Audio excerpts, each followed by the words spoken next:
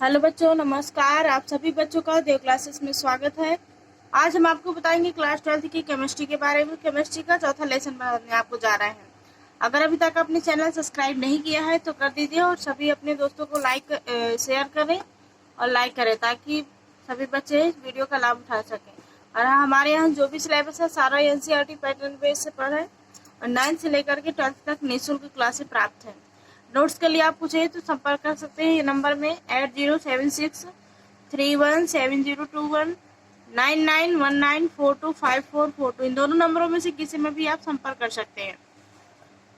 और ये ऊपर जो साइट दी हुई है helperpro.com उसमें भी आप हमारे वीडियो देख सकते हैं और देव क्लासेस में भी देख सकते हैं। चलिए देखते हैं आज चौथा लेसन में क्या है। चौथा लेसन है रासायनिक बल गतिक। क्या है? रासायनिक बल गतिक यानी केमिकल किनेटिक्स।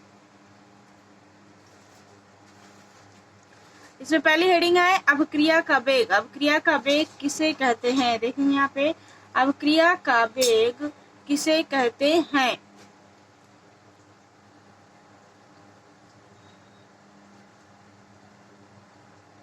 किसी अभिक्रियाओं में इकाई समय में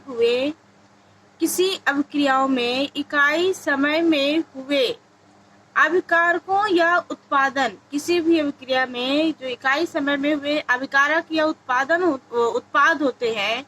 एक साइड अभिकारक और एक साइड के उत्पाद होते हैं। हमने आपको पहले बोर्ड के माध्यम से बता दिया है। अभिकारक की या उत्पादों की जो सांद्रता में परिवर्तन होता है उस अभिक्रिया का वेग कहलाता है। उस सांद्रता में परिवर्तन की दर क्या कहलाती है? अभिक्रिया का वेग कहलाता है। अभिक्रिया का वेग बराबर अभिक्रिया के फलस्वरूप अभिक्रिया की सांद्रताएं में कमी बटे अभिक्रिया में लगा समय। जो अभिक्रिया में लगता है समय। यदि सूक्ष्म अंतराल dt में अभिकारक की सांद्रता में dx का परिवर्तन हो तो क्या हो जाएगा? अभिक्रिया का वेग बराबर dx बटे dt।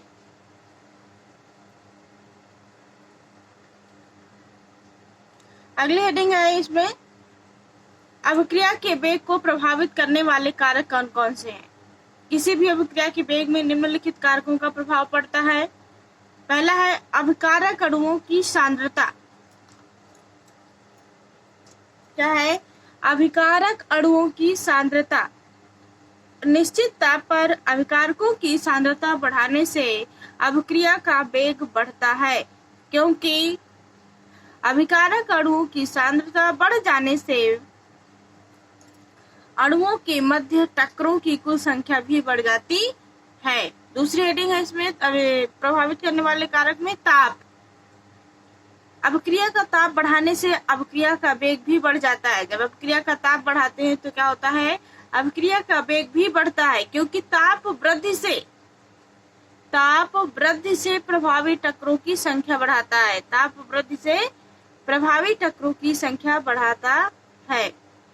उत्प्रेरक अभिक्रिया की संक्रियण ऊर्जा EA का मान कम कर देता है, जिससे सक्रिय अणुओं की संख्या बढ़ जाती है, यानी एक्टिव संख्या की अणुओं की संख्या बढ़ जाती है। प्रकाश वे अभिक्रियाएं जिनमें प्रकाश ऊर्जा का अवशोषण कर देहली ऊर्जा तल को प्राप्त करने की प्रवृत्ति होती है, उनका वेग प्रकाश की उपस्थिति में बढ़ जाता है। इसमें प्रकाश की उपस्थिति में बढ़ जाता है। अभिक्रिया का वेग का नियम। अगली हेडिंग है अभिक्रिया के वेग का नियम। अभिक्रिया के वेग और अभिकारकों की सांद्रता में संबंध। अभिक्रिया के वेग और अभिकारकों की सांद्रता में संबंध स्थापित करने वाले समीकरण अभिक्रिया की वेग समीकरण या वेग नियम कहलाती है। इस वेग नियम इसे क्या कहते हैं? वेग नियम समीकरण भी कहते हैं। वेग F बराबर वेग स्थिरांक के गुणे अभिकारक की सांद्रता, जहाँ n क्या है? यहाँ अभिक्रिया की कोटि होती है। क्या है? अभिक्रिया की कोटि। अगली हेडिंग है अभिक्रिया का वेग स्थिरांक क्या है? किसी भी अभिक्रिया का वेग स्थिरांक उस अभिक्रिया विशेष के लिए किसी भी अभिक्रिया का वेग स्थिरांक उस अभिक्रिया विशेष के लिए जब किसी निश्चित ताप पर विशिष्ट स्थिरांक होता है, क्या होता है, जब किसी निश्चित ताप पर विशिष्ट स्थिरांक होता है और इसका मान अभिक्रिया के उस वेग के बराबर होता है जब अभिक्रिया में अभिकारकों की सांद्रण इकाई मोल लीटर -1 हो, तो इसी कारण से इसे विशिष्ट अभिक्रिया वेग भी कहते हैं। यदि Ca बराबर 1 हो तब तो C dCA बटे dt बराबर K, जहाँ K अभिक्रिया का वेग स्थिरांक है। क्या है? अभिक्रिया का वेग स्थिरांक होता है। वेग स्थिरांक ताप गुणांक क्या है? वेग स्थिरांक का ताप गुणांक 10 डिग्री सेल्सियस अंतर के दो भिन्न तापों पर वेग स्थिरांकों के अनुपात के बराबर होता है। वेग स्थिरांक का जो ताप गुणांक होता है तो वो 10 डिग्री सेल्सियस के अंतर्गत होता है। 10 डिग्री सेल्सियस के अंतर के दो भिन्न ताप पर वेग स्थिरांकों का अनुपात के बराबर होता है। वेग स्थिरांक के ताप गुणांक बराबर T प्लस 10 डिग्री सेल्सियस पर वेग स्थिरांक का मान बटे T डिग्री सेल्सियस पर वेग स्थिरांक का मान बराबर KT प्लस 10 बटे KT बराबर K35 बटे K25। प्रायः यह 2 से 3 के मध्य होता है। क्या होता है? 2 से 3 के मध्य होता है। अभिक्रिया वेग टक्कर या संगत सिद्धांत। इस सिद्धांत के अनुसार देखेंगे कौन कौन से क्या है, और वीडियो को अंत तक जरूर देखिएगा तभी आपको समझ में आएगा। और लाइक करिए, शेयर करिए ताकि सभी बच्चे इस वीडियो का लाभ उठा सकें। इस सिद्धांत के अनुसार दो अणुओं के मध्य अभिक्रिया उनके परस्पर टकराने के फलस्वरूप होती है। जो दो अणुओं के मध्य अभिक्रिया होती है उनके परस्पर टकराने के फलस्वरूप होती है। दूसरा नंबर है अणुओं के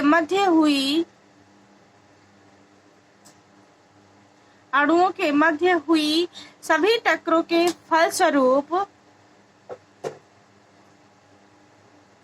अभिक्रिया नहीं होती।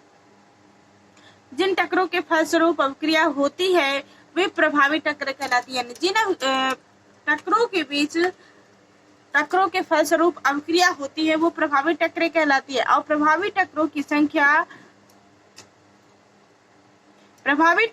संख्या टक्करों के संपूर्ण संख्या से कम होती है।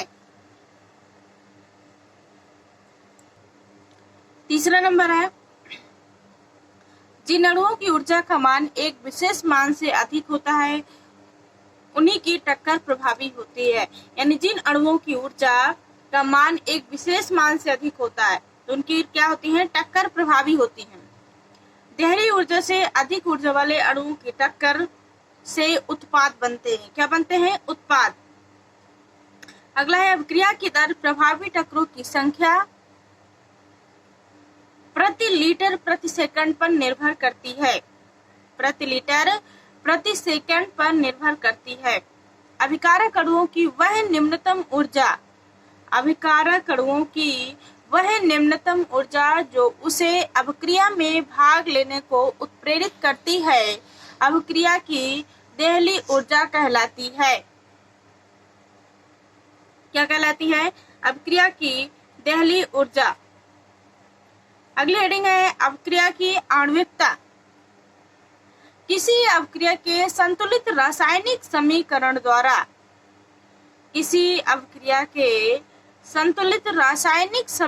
द्वारा व्यक्त प्रत्येक प्राथमिक पद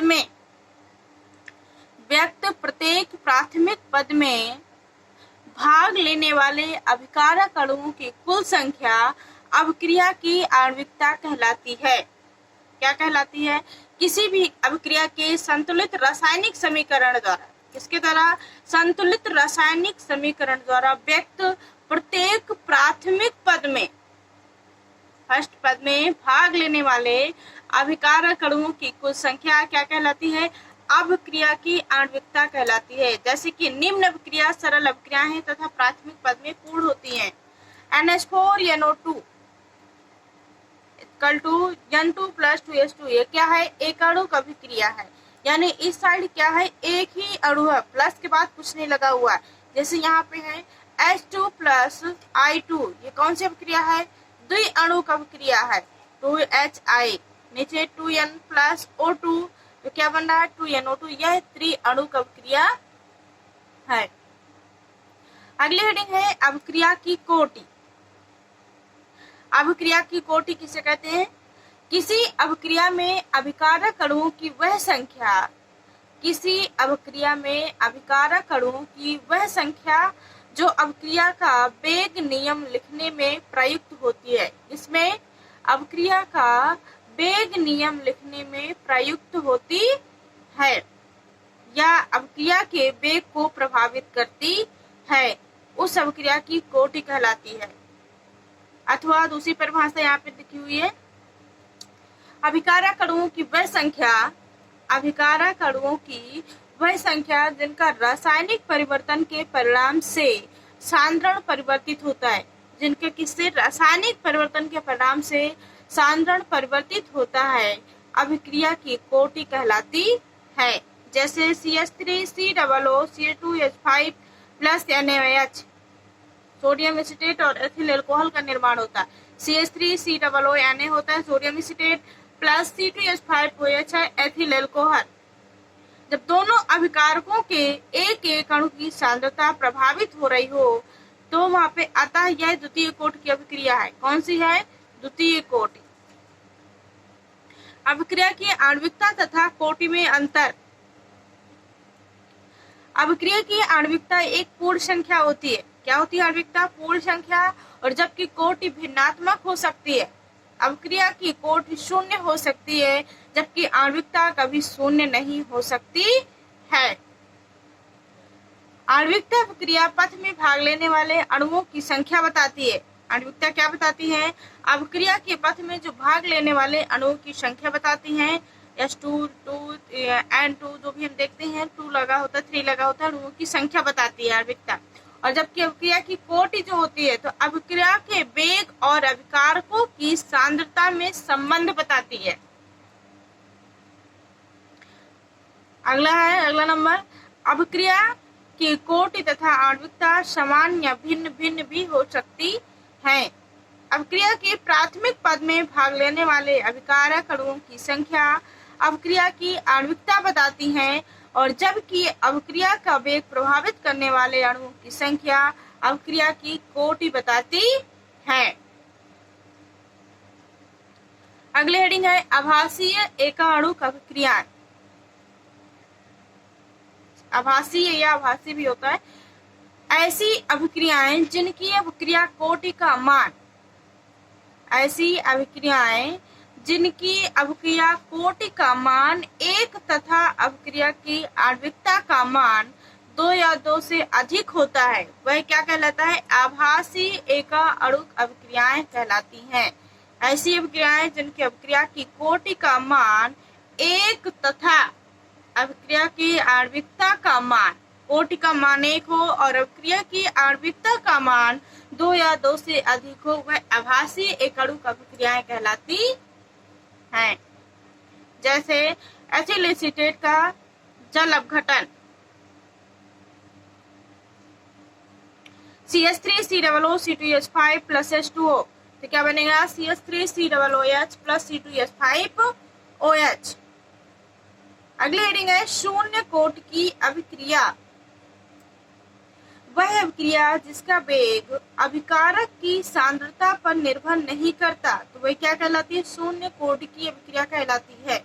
शून्य कोटि की अभिक्रिया का समीकरण है K बराबर x/T, K का मात्रक बराबर x का मात्रक बटे T का मात्रक, मोल लीटर -1 सेकेंड -1।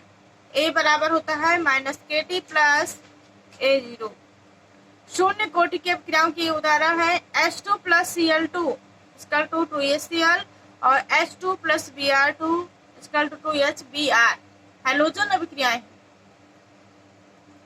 शून्य कोटि अभिक्रिया के विशेष लक्षण क्या है, अगर पूछ सकता है शून्य कोटि की अभिक्रियाओं के लक्षण क्या है तो आप ये लिख सकते हैं, शून्य कोटि की अभिक्रिया निम्नलिखित समीकरणों का पालन करती है। X बराबर KT ए बराबर माइनस के टी प्लस ए जीरो। दूसरा नंबर है शून्य कोटि की अभिक्रिया सदैव पूर्ण होती है। क्या होती है? सदैव पूर्ण होती है तथा इसके पूर्ण होने में लगा समय ए बटे के होता है, जहाँ ए अभिकारक की प्रारंभिक सांद्रता है। तो क्या हो जाएगा? x बराबर के टी।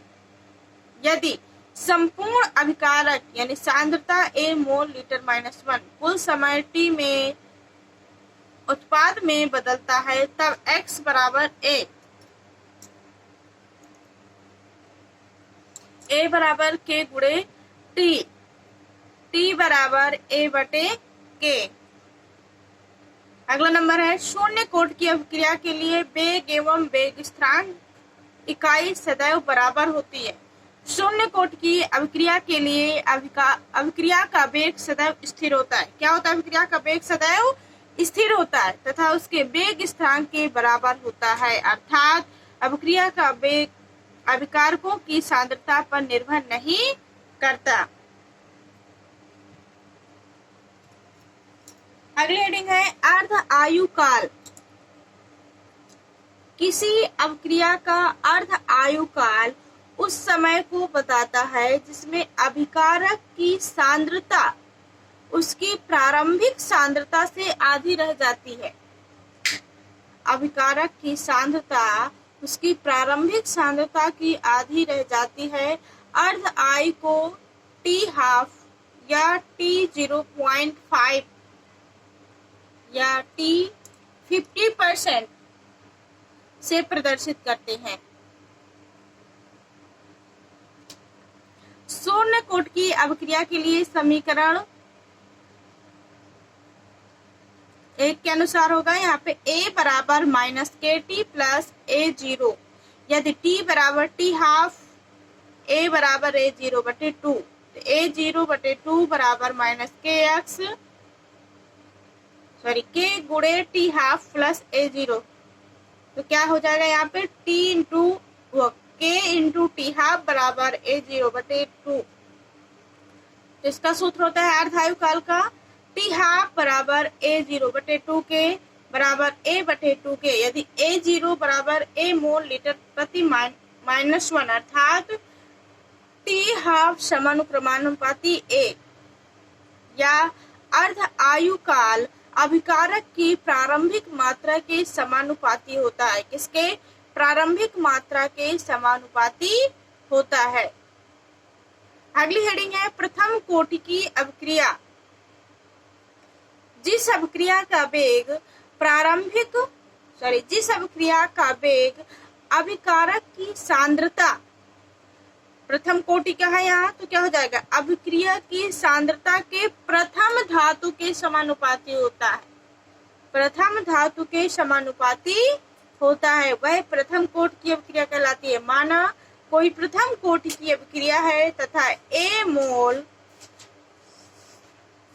प्रति लीटर अभिकारक की प्रारंभिक सांद्रता है, तो ए उत्पाद यदि अभिकारक ए की प्रारंभिक सांद्रता ए है और टी समय बाद सांद्रता ए माइनस एक्स है, तो टी समय बाद अभिक्रिया की दर क्या होगी?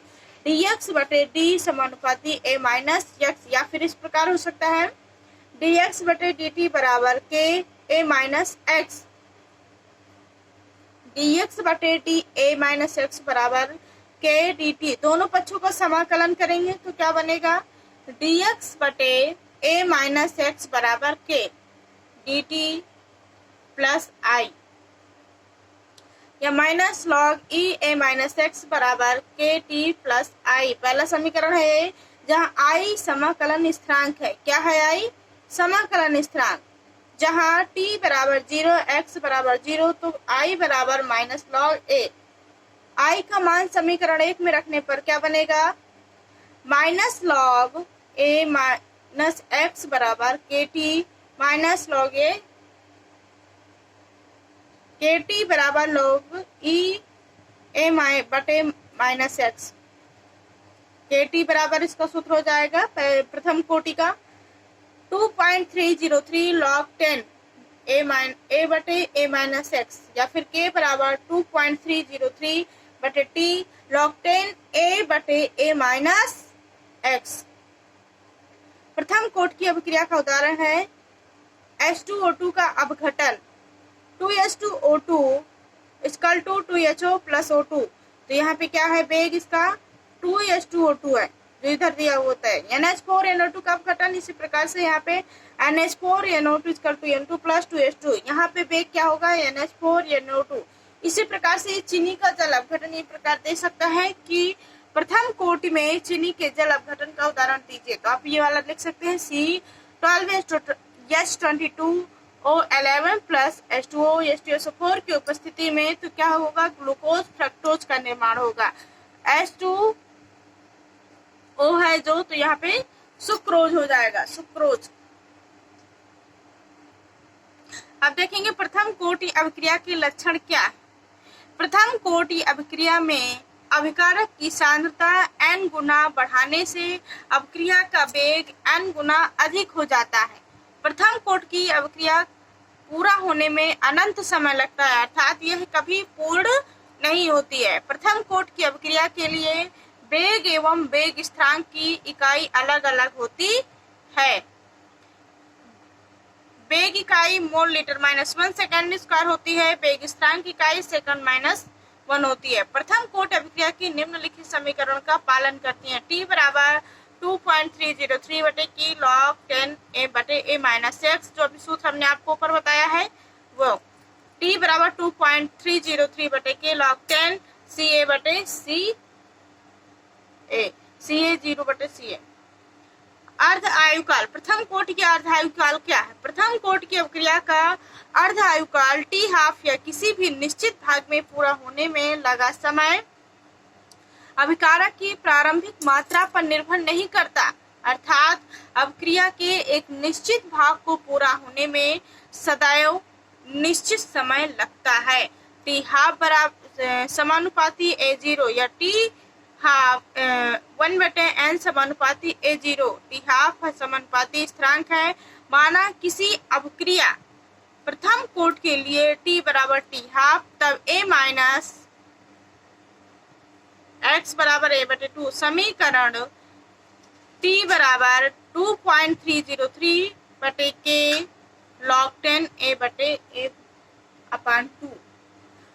आज का वीडियो हम यही समाप्त करते हैं, मिलते हैं आपको अगले वीडियो के माध्यम से। चौथा लेसन का आपका इतना ही रहा क्योंकि वो छोटा था लेसन, और हम आपको अब अगले वीडियो में 5वां लेसन बताएंगे। वीडियो को अंत तक जरूर देखिएगा। चैनल